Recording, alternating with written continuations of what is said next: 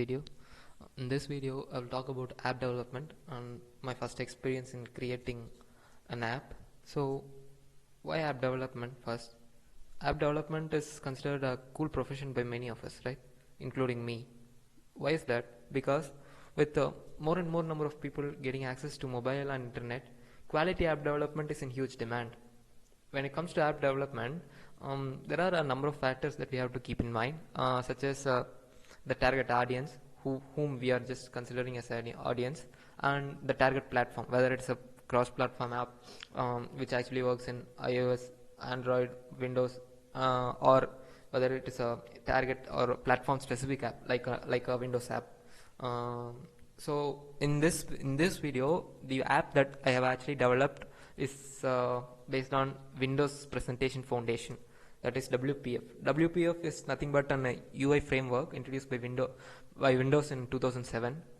If you see, most of the built-in apps in Windows are actually built using this WPF platform.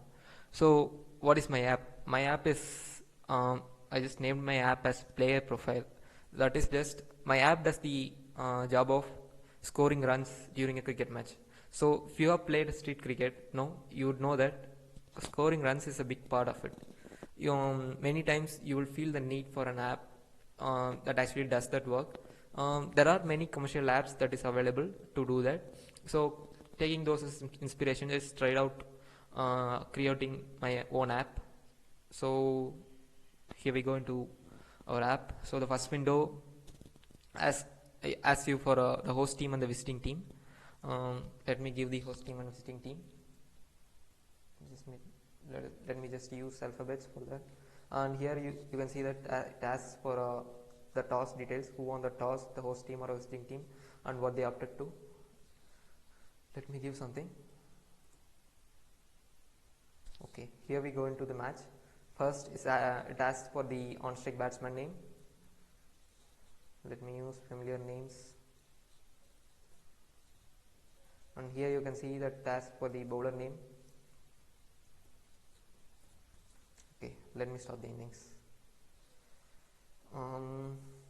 Here this window is the main window of my app. Here you can see that there are different options available here. Here, if you see this option, this rectangular box contains several buttons which lets you to input runs. So just score something. I'll give single, give 4. I just request you to notice here the scores gets updated. Both the individual player scores and the team score gets updated. Just note down. See, now I finished the over and ask for the new bowler. Let me give us something.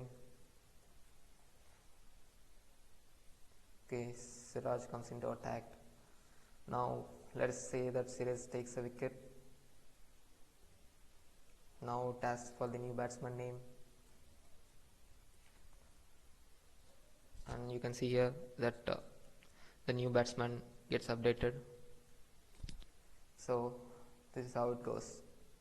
Okay, now just let us go into the coding part. The IDE that I have used to create this app is Microsoft Visual Studio 2019. You can use any IDE, that is your wish. You can use Eclipse instead, that is your wish, totally your wish. But I think I would suggest you personally that Microsoft Visual Studio 2019 is the best. If you create anything related to Windows, I would say that this is the best IDE you can get.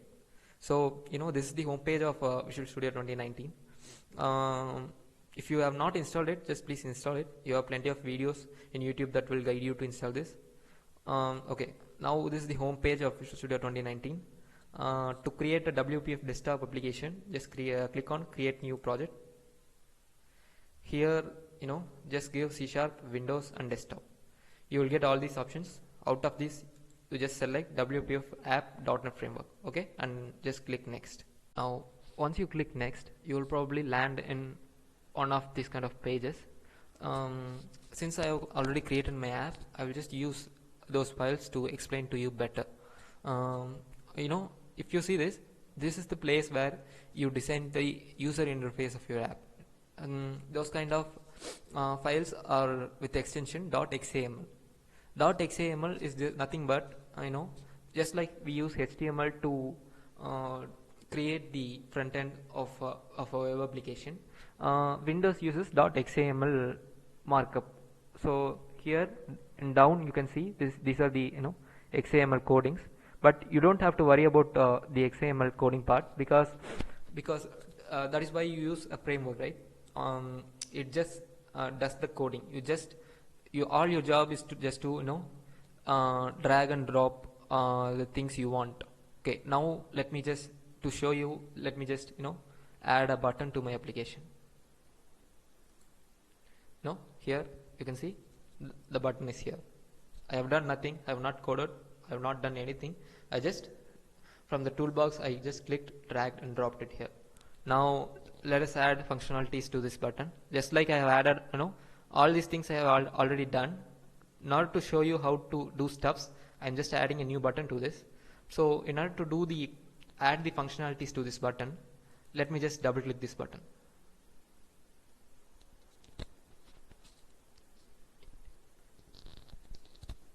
If you double click this button, it just goes to the corresponding backend page, I would say.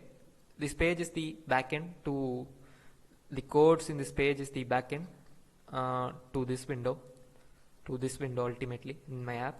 So here you go. Since you have double clicked that newly added button, here it has automatically created a function for that, and here you can add whatever functionality you want to add. Just let me erase this for sake of simplicity. Now let us see my coding for my entire app. I will just show you the different parts in my of my code. If you want my entire code, I will give you the link for the corresponding GitHub page, GitHub repository, where I have added the code. Feel free to visit it, and you can download the code if you want. So this is the page where I have added the functionalities for the various button available in this page. So now I have created a number of local variables like a striker, non-striker, bowler score, striker run, non-striker run, etc. All these are technical stuff. So a lot of times when I just go to sleep the previous day, and if I come on the next day, there are questions where I will myself not understand what I have done. So for that sake only, you have to add comments. That is very important if you are doing a very complex stuff. So I have used comments to let myself know what I have done in that particular function. This is actually considered a very good practice. So if you want to be a good coder, just learn to add comments. So as I said, this Windows has the functionalities for the various buttons in my third window, and let us see how runs are being added when a button is clicked. So for example, let us say the first ball bowled is a dot ball, so you click 0. Here you can see only the balls get updated, the score should not be updated, and the corresponding and the number of balls faced by the batsman and the number of balls bowled by the bowler all should get updated, right? So let us see the code behind it. So if you see this function is just the function corresponding to this button. The first if condition, it checks whether wicket or run out striker or run out non-striker checkboxes are checked or not. Wicket, run out striker, run out non-striker. The first if condition checks whether either one of these three checkboxes is checked or not. So the necessity behind adding this if loop is that if condition is that if the wicket is not a run out, then the wicket has to be added to the bowler's profile. That means the bowler has earned it. That is why I have added this if condition. And suppose if the wicket taken is not run out, then this add wicket function is called, and this add wicket function, what it does is it adds the wicket to the bowler's profile. So how it is being added, that I will explain later. Now let us come to the next condition, if condition. The next if condition checks whether wide or no ball checkbox is checked. If it is checked, then that is an extra ball. Then as it should be, only the score should be updated and the ball should not be updated. It does this, and a various number of function calls are called. These functions are necessary to update, let us say this update ball and run. This update ball and run function updates the balls and the runs of the individual batsmen. Then the calculate run rate function calculates the current run rate, and calculate strike rate function calculates the strike rate of the individual batsman, and add bowler runs, it adds runs to the bowler's profile as he gives away runs. And the check innings, what it does is it checks whether the over is over. I mean, if 6 balls is over, then it will give us an alert that the current over is finished, and it will just ask you to enter the new bowler. And it also keeps count of the number of overs given at first, right? If we give 10 overs per innings, then it will also keep count whether 10 overs is completed or not. And once the 10 overs are completed, it just gives you an alert that the innings is over, and it will take you back to the second window. Okay. If there is no wide or no ball, then the ball gets updated. That ball is officially a dot ball, right? So the ball gets updated, and the same function calls, that the same functions as I said earlier. Now let us come to the one click. One click is the functionality that correspond to this one button. So we click this if a single is taken, and the corresponding scores and balls are updated here. So the same if conditions check for run out, and if there is no run out, then the wicket is added to the bowler's profile, and it checks for the extras. Leg buys, it checks for the leg buys. If there is a leg buy, then the runs will be added, but the runs will not be added to the bowler's profile, correct? And this if condition, finally, if the run doesn't come through leg buys or wide or no ball, then that run is officially taken by the batsman. So the score is added to the innings, and the score is added to the batsman's profile as well. So what is batsman profile? Here I have created a separate class known as player profile class. So the motive behind creating this class is to keep the scores of the performances, various performance parameters like runs, balls faced, strike rate, wickets taken, catches taken, stumpings of the individual batsman. To keep count of all those, I have created this function. I have created this class. So you can see that in these function calls, these function calls will actually these member functions. Okay. For example, let us go to the update ball and run function. Just bear with me for a minute. I have to check where it is.